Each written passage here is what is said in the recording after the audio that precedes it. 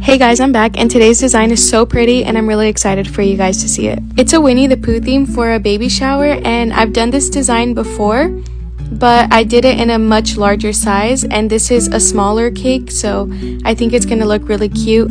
And I just really love making Winnie the Pooh cakes in general. They're always so adorable. So I started with the pastel yellow base and then I used this textured scraper to create this really cool design.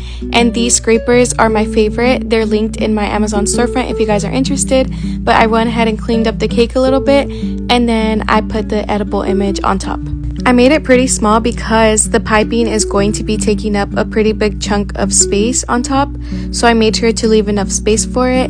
And I'm pretty much doing a reverse shell border, but instead of doing it continuously, I'm stopping after each shell and I'm using a 1M tip for that. Next, I'm using a small leaf tip to create this ruffle piping on the sides but closer to the bottom. And this original design was created by Ya Queremos Pastel on Instagram, and she's also a cake artist who's here in LA.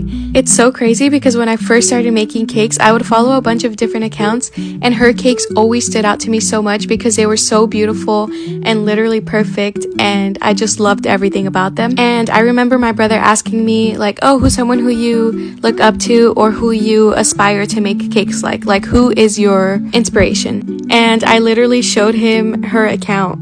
And at the time, I literally thought it was so far-fetched for me to ever be able to make cakes that pretty. I honestly just couldn't even imagine myself doing that. So that's why I was so excited when a client reached out and wanted me to recreate one of her designs, because it was kind of like a full circle moment for me. Like, wait, now I can make these cakes. This is so cool.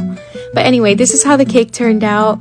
I'm obsessed. This is my second time recreating this design, and I'm just really proud of myself for coming so far. And let this be a reminder that practice makes progress, and you just really have to believe in yourself and all your hard work will pay off. I'm still not where I want to be and there's a lot of room for improvement, but I am proud of where I've come so far. And if you made it to the end, I appreciate you watching. Make sure to follow for more cake decorating videos and I'll see you in the next one. Bye!